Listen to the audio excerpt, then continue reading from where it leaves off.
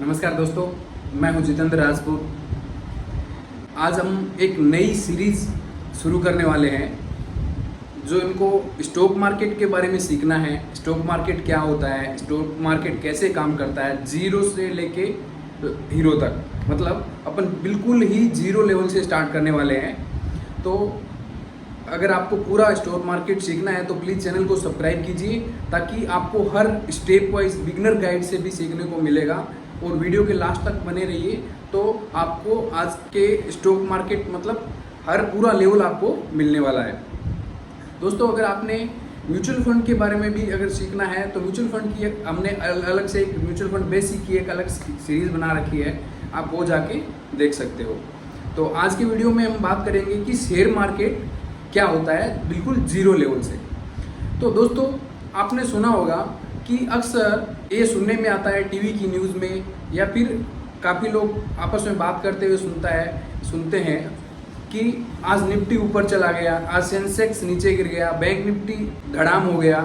तो ये एक्चुअली में सेंसेक्स, बैंक निफ्टी और निफ्टी ये क्या चीज़ है और ये कैसे काम करते हैं, इसके बारे में हम डिटेल से समझते हैं। तो दोस्तों, शुरू करते हैं आज की सीरीज़, जिसमें हम सीखेंगे पूरा शेयर मार्केट ट्रेडिंग, और वो भी फ्रॉम जीरो लेवल। तो जिसमें हम आपको एकदम सिंपल सब भाषा में पूरा समझाने वाले हैं, पूरा डिटेल के साथ में। तो बने रहिए वीडियो के लास्ट। सबसे पहले शेयर मार्केट क्या है। शेयर मार्केट एक ऐसी जगह है जहां कंपनीज अपनी ओनरशिप ट्रांसफ़र करती है, या अपनी ओनरशिप छोटे छोटे टुकड़ों में डिस्ट्रीब्यूट करती है या बेचती है। कैसे बेचती है, समझ एग्जांपल लेते हैं। जैसे सपोज कीजिए किसी मिठाई की दुकान है, हलवाई की दुकान है, वो उसकी वैल्यू है आज के दिन में 10 लाख रुपए। और अब वो क्या करता है कि हजार रुपए के हिसाब से 1000 रुपए शेयर बना देता है, और वो अपने शेयर लोगों में बांट देता है।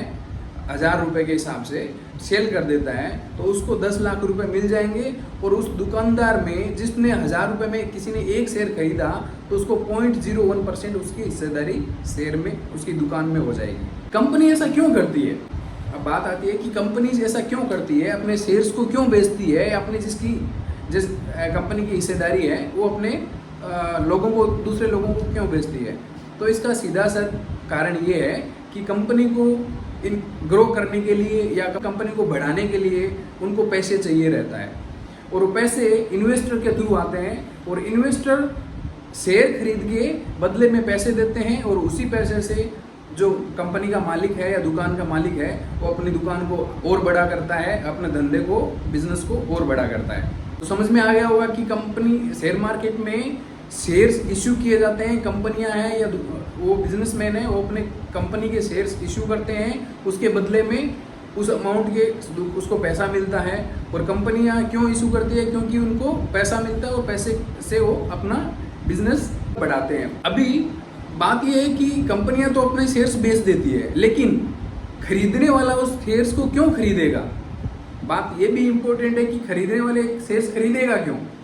तो इसका रीज़न है कि जब कंपनियां अपने शेयर्स बेचती है या अलोकेट करती है शेयर्स होल्डर को, जो खरीदता है वो कौन हो गया? Share holders.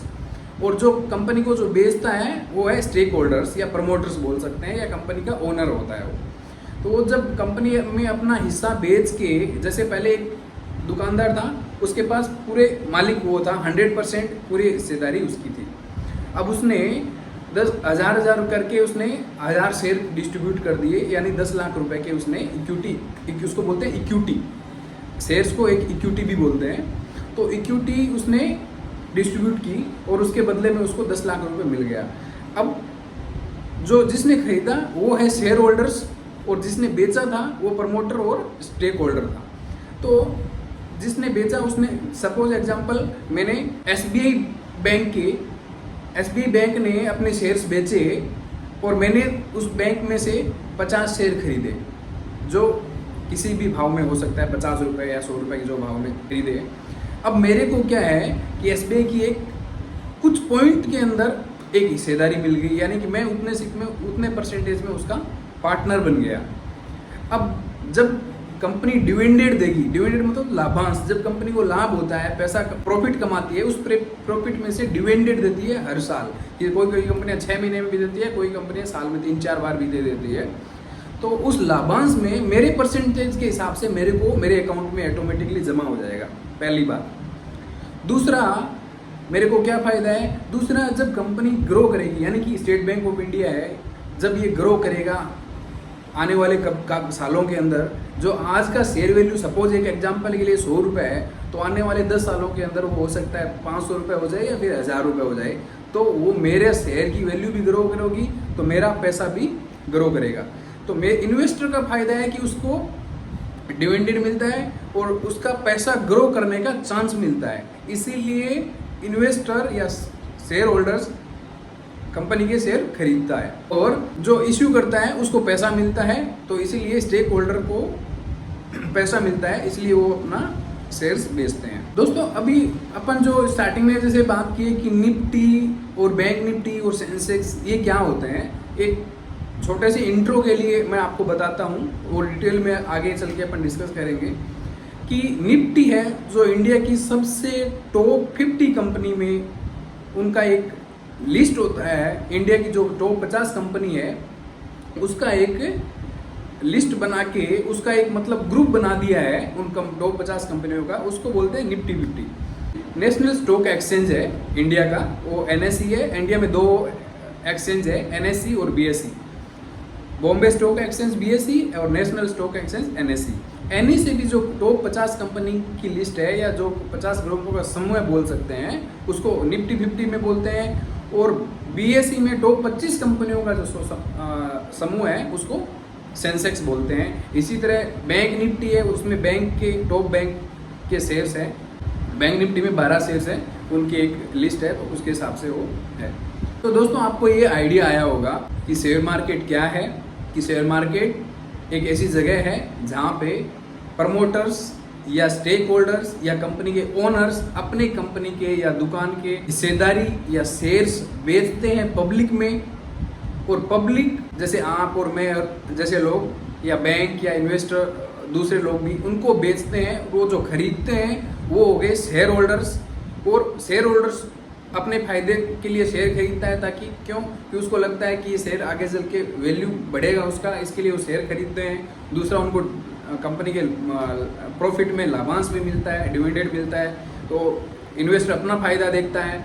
और जो प्रमोटर है वो अपना फ़ायदा देखता है, उनको पैसा मिल जाता है, उसके पैसे में उसमें कोई ब्याज नहीं देना है, कोई इंटरेस्ट नहीं देना होता है, उसको पैसा सीधा सीधा शेयर होल्डर से मिल जाता है। उसके बदले में उसको हिस्सेदारी बेच दी अपने कंपनी की, और जब प्रॉफिट होगा तो उसमें से वो प्रॉफिट अपने शेयर होल्डर्स को देगा।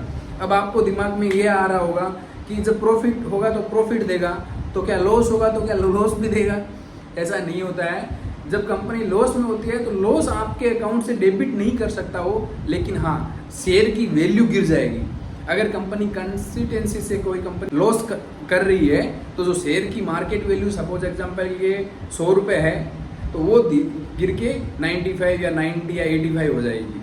तो आपको इनडायरेक्टली वो लॉस हो जाएगा, लेकिन कंपनी आपसे और पैसा मांगने नहीं आएगी। लेकिन हाँ, अगर कंपनी प्रॉफिट कमा रही है और आपको डिविडेंड दे रही है, तो वो डिविडेंड आपको आपके खाते में जमा हो जाएगा, वो डायरेक्टली आपके अकाउंट में जमा होगा। जो सेविंग अकाउंट जो आपने लिखा होता है उसमें जमा हो जाएगा। तो दोस्तों, अभी अगले वीडियो में अपन ये समझेंगे कि ये शेयर्स बाई और सेल्स कैसे करते हैं, या NSE और BSE कैसे काम करते हैं, उनका क्या रोल होता है। अगले वीडियो में अपन इसमें डिटेल से समझेंगे। और बाई करने के लिए क्या रिक्वायरमेंट होता है उस पर भी अपन बात करेंगे। तो अपना वीडियो प्लीज़ लाइक कीजिए और सब्सक्राइब कीजिए, ताकि आने वाला वीडियो आपको इजीली मिल जाए। तो मिलते हैं अगले वीडियो में नए टॉपिक के साथ में, जिसमें हम डिस्कस करने वाले हैं कि शेयर कैसे खरीदते हैं, कैसे बेचते हैं, और NSE और BSE का क्या रूल है। तो मिलते हैं अगले वीडियो में, तब तक के लिए नमस्कार। Investments are subject to market risks. Read all scheme-related documents carefully.